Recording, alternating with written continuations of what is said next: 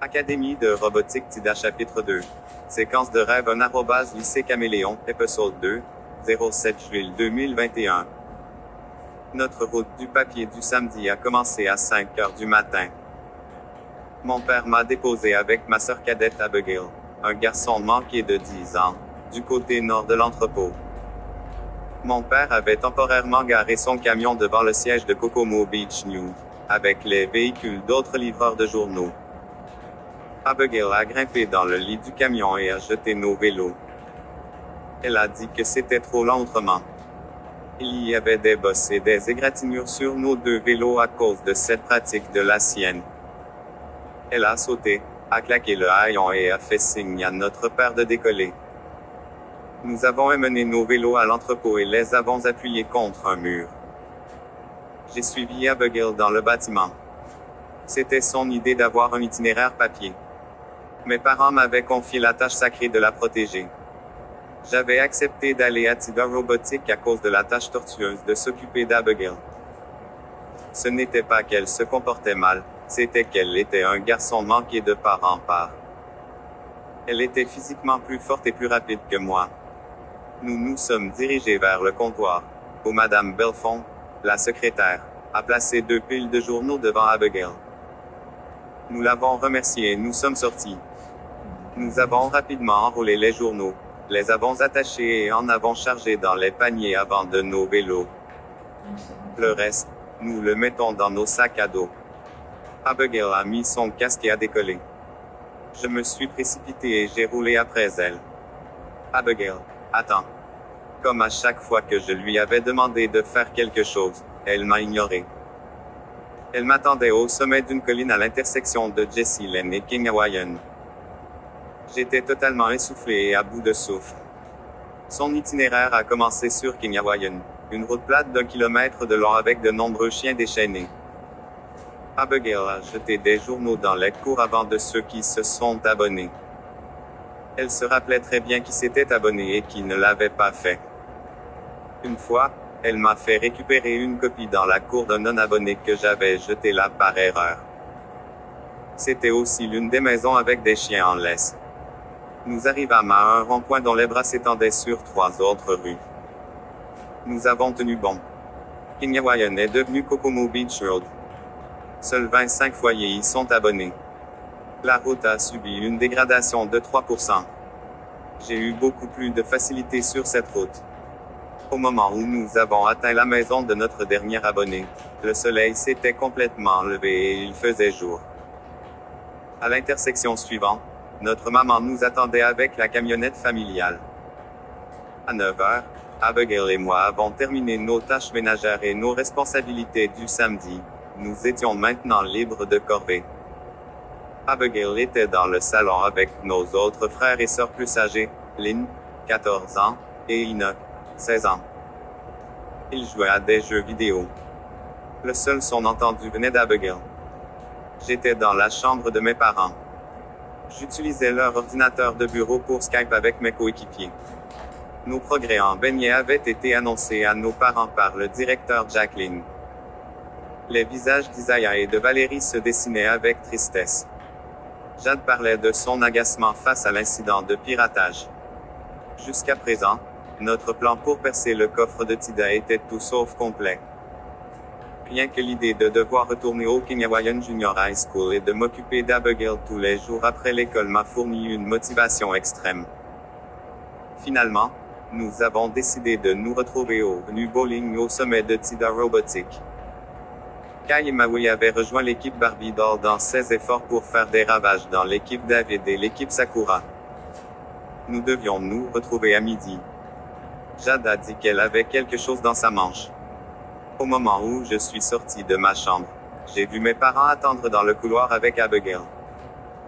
Ils voulaient que je garde ma sœur cadette. Toute protestation de ma part ne ferait que les faire remettre en question ce que je préparais. Je devais garder secret le plan de l'équipe Barbie Doll. J'ai donné un coup de pouce à mes parents. Tout d'abord, Abigail et moi avons fait du vélo jusqu'à Maritime Rentals pour rencontrer Kai et Maui. Comme d'habitude, le magasin était occupé par des clients qui louaient, revenaient ou essayaient du matériel. Nous nous sommes dirigés vers l'arrière-salle. Hawkeye et Maui nettoyaient les locations rendues. Nous nous sommes fait un clin d'œil et avons hoché la tête. J'ai attrapé 2 balais et en ai donné un à Abigail. Elle l'a accepté avec prudence et a dit qu'elle devrait être payée pour son temps et son travail. Nous avons commencé à balayer. Elle a balayé un côté de la pièce, et...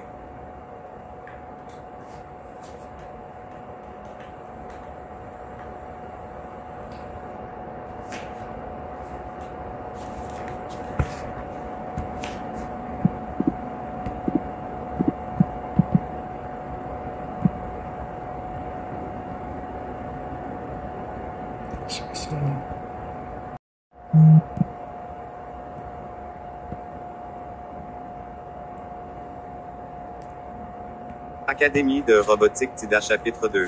Séquence de rêve @ lycée Caméléon, épisode 2, 07 juillet 2021. Notre route du papier du samedi a commencé à 5 heures du matin. Mon père m'a déposé avec ma sœur cadette Abigail, un garçon manqué de 10 ans, du côté nord de l'entrepôt. Mon père avait temporairement garé son camion devant le siège de Kokomo Beach News, avec les véhicules d'autres livreurs de journaux. Abigail a grimpé dans le lit du camion et a jeté nos vélos. Elle a dit que c'était trop lent autrement. Il y avait des bosses et des égratignures sur nos 2 vélos à cause de cette pratique de la sienne. Elle a sauté, a claqué le haillon et a fait signe à notre père de décoller. Nous avons amené nos vélos à l'entrepôt et les avons appuyés contre un mur. J'ai suivi Abigail dans le bâtiment. C'était son idée d'avoir un itinéraire papier. Mes parents m'avaient confié la tâche sacrée de la protéger. J'avais accepté d'aller à TIDA Robotique à cause de la tâche tortueuse de s'occuper d'Abigail. Ce n'était pas qu'elle se comportait mal, c'était qu'elle était un garçon manqué de part en part.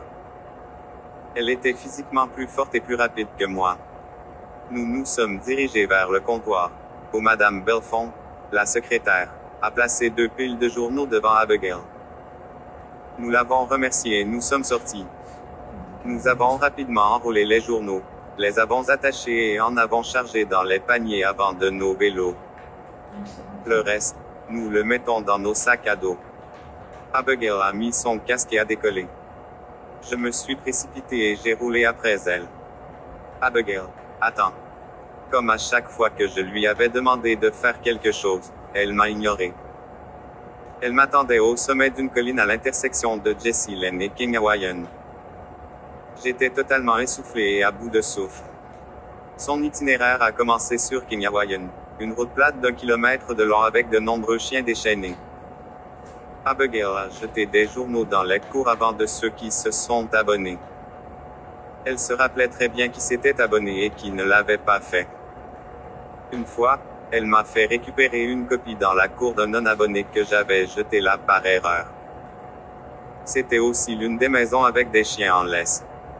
Nous arrivâmes à un rond-point dont les bras s'étendaient sur 3 autres rues. Nous avons tenu bon. King Hawaiian est devenu Kokomo Beach Road. Seuls 25 foyers y sont abonnés. La route a subi une dégradation de 3%. J'ai eu beaucoup plus de facilité sur cette route. Au moment où nous avons atteint la maison de notre dernier abonné, le soleil s'était complètement levé et il faisait jour. À l'intersection suivante, notre maman nous attendait avec la camionnette familiale. À 9 heures, Abigail et moi avons terminé nos tâches ménagères et nos responsabilités du samedi. Nous étions maintenant libres de corvée. Abigail était dans le salon avec nos autres frères et sœurs plus âgés, Lynn, 14 ans, et Ina, 16 ans. Ils jouaient à des jeux vidéo. Le seul son entendu venait d'Abigail. J'étais dans la chambre de mes parents. J'utilisais leur ordinateur de bureau pour Skype avec mes coéquipiers. Nos progrès en beignet avaient été annoncés à nos parents par le directeur Jacqueline. Les visages d'Isaiah et de Valérie se dessinaient avec tristesse. Jade parlait de son agacement face à l'incident de piratage. Jusqu'à présent, notre plan pour percer le coffre de TIDA était tout sauf complet.